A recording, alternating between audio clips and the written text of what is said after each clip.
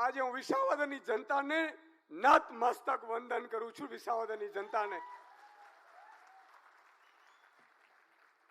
મજાક ઉડાડતા હતા આમ આદમી પાર્ટીની.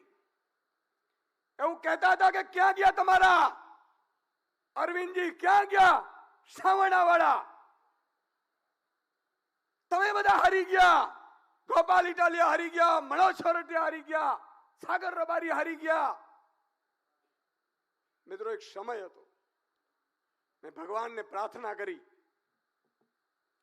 કે પ્રભુ, આ ગુજરાતની જનતા માટે લડવા નીકળ્યા છીએ. અમે હારી ગયા એનો કોઈ અફસોસ નથી. એક ચૂંટણી નહીં, આવી 1000 ચૂંટણી આ જનતા માટે હારવા તૈયાર છે, પણ સંઘર્ષનો મેદાન નથી છોડવાનું મિત્રો.